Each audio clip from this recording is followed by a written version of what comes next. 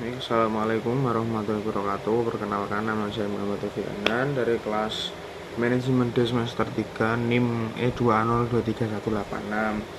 Di sini saya akan menjelaskan apa itu motivasi kerja. Jadi motivasi kerja itu adalah dorongan secara psikologis, bisa dibilang untuk karyawan dalam menghadapi sebuah masalah atau sebuah tekanan agar dapat menyelesaikan permasalahan itu dengan baik atau dengan tenang, seperti itu. Motivasi kerja itu bisa disebut juga kekuatan dalam diri orang yang dapat mempengaruhi arah, intensitas, atau ketekunan perilaku untuk mengerjakan pekerjaannya.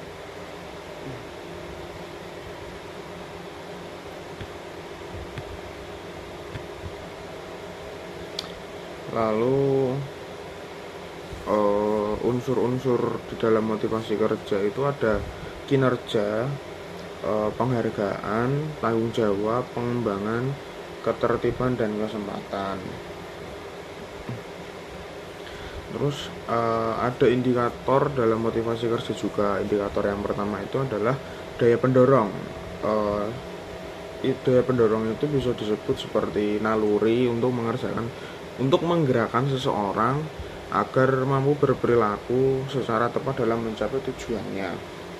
Yang kedua ada kemauan, yaitu ada dorongan untuk melakukan sesuatu karena pengaruh dari luar seperti orang lain atau lingkungan. Jadi kemauan itu bisa dibilang seperti lingkungan kalian dalam mempengaruhi diri kalian sendiri.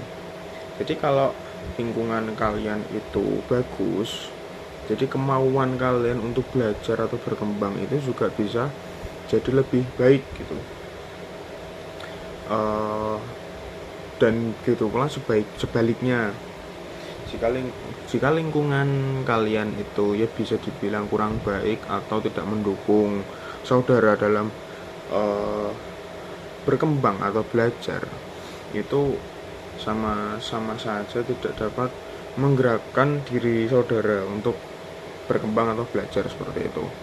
Yang ketika ada keahlian atau sebelum keahlian itu ada yang dibilang membentuk keahlian. Jadi keahlian saudara itu bisa dibentuk seperti itu. Membentuk keahlian itu dapat jadi proses dari pembentukan. Perlu proses juga untuk membentuk keahlian agar mendapatkan kemampuan dalam suatu bidang atau ilmu tertentu. Jadi keahlian itu harus tetap diasah, harus tetap dikembangkan.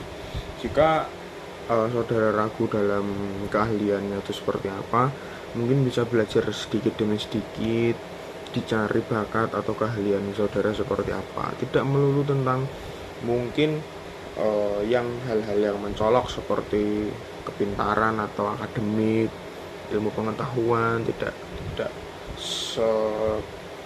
selalu seperti itu. Lalu yang keempat ada tanggung jawab. Ya seperti dalam namanya, tanggung jawab itu pertanggungjawabannya saudara dalam mengerjakan suatu apapun, atau bisa dibilang seperti jaminan. Bukan jaminan, pertanggungjawaban ya tanggung jawab. Apa yang saudara kerjakan, apa yang saudara lakukan, jika ada akibatnya, jika ada mungkin pengaruh atau apapun, dan pengaruh itu dapat saudara bertanggungjawabkan. Semisal seperti ini, saudara melakukan kesalahan, bagaimana saudara bisa membenarkan kesalahan atau meluruskan kesalahan tersebut, seperti itu. Yang selanjutnya ada kewajiban. Kewajiban itu suatu hal yang wajib dilakukan oleh karyawan atau dikerjakan dengan optimal oleh karyawan. Yang selanjutnya juga ada tujuan. Tujuan ini kayak tahap akhirnya.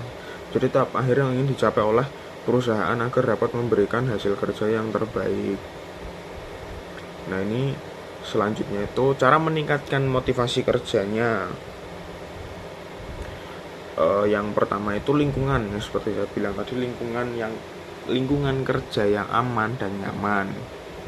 Cara untuk meningkatkannya itu seperti memberikan fasilitas yang dapat digunakan oleh karyawan atau fasilitas yang mungkin didorong oleh karyawan untuk diberikan atau disediakan, seperti itu. Tidak hanya itu, dan juga mungkin lingkungan pendukung seperti pendingin ruangan, terus ventilasi udara, dan juga yang paling penting itu mungkin keamanan yang mendukung. Terus memberikan pelatihan untuk mengembangkan diri. Jadi di dalam perusahaan itu ada juga yang namanya pengembangan diri atau pelatihan pengembangan diri agar tidak terjadi retensi karyawan atau PHK. Jadi karyawan-karyawan itu bisa melatih kemampuan, meningkatkan skillnya dan juga bisa mendapatkan atau meningkatkan jabatan atau pangkat di perusahaan tersebut karena keahliannya sudah meningkat. Mungkin itu akibat dari pelatihan dan pengembangan diri ya. Terus yang selanjutnya itu yang sangat penting, memberikan upah sesuai beban kerja dan keahlian. Jadi memberikan gaji, memberikan upah itu harus sesuai dengan apa yang dikerjakan, apa beban kerja yang diterima oleh karyawan tersebut. Jika beban kerja itu lebih berat dan upah lebih sedikit atau tidak sesuai dengan yang dikerjakan oleh karyawan tersebut, maka karyawan tersebut pasti akan merasa akan merasa seperti kurang atau tidak sesuai dengan porsi yang diberikan oleh atasannya, seperti itu. Terus memberikan jenjang karir yang jelas. Banyak karyawan yang memiliki motivasi kerja dari adanya jenjang karir yang jelas. Setiap karyawan juga di perusahaan-perusahaan tertentu mesti menginginkan jabatan yang seiring dengan perkembangan potensinya yang mereka miliki dan kinerja yang semakin baik dengan ditunjukkan melalui sesuai prestasi. Menginginkan jabatan seiring dengan perkembangan potensi itu mungkin akibat juga dari yang namanya yang poin kedua yang saya sampaikan, itu memberikan pelatihan untuk pengembangan diri. Itu setiap karyawan pasti akan meningkat sedikit demi sedikit dan juga membutuhkan jenjang karir yang jelas. Jenjang karir yang jelas ini juga membuat karyawan itu semakin semangat bekerja. Nah, yang tidak kalah penting lagi itu memberikan apresiasi kepada karyawan.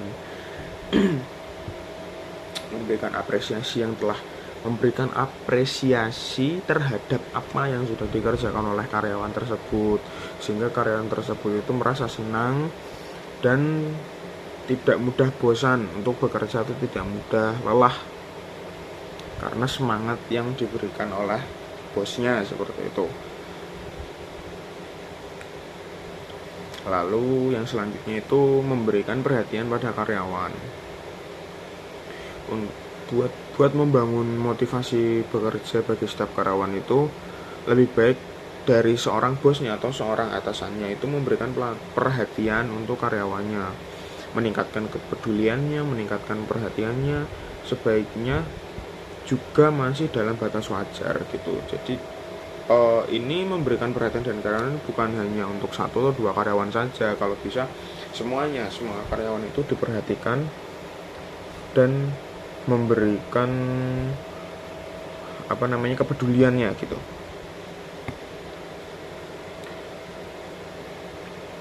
Dan yang selanjutnya ini yang terakhir, ada contoh motivasi kerja itu ada yang paling sering atau yang paling gampang dilihat itu jawaban yang realistis gitu.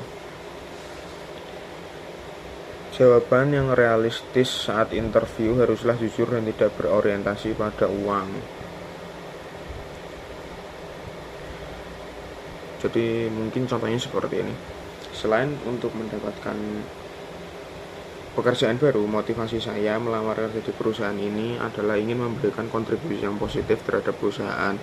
Saya juga ingin menyalurkan dan mengembangkan skill pengetahuan yang saya miliki, karena perusahaan ini memiliki mungkin seperti itu kurang lebihnya. Oke, sekian dari saya. Terima kasih. Wassalamualaikum warahmatullahi wabarakatuh.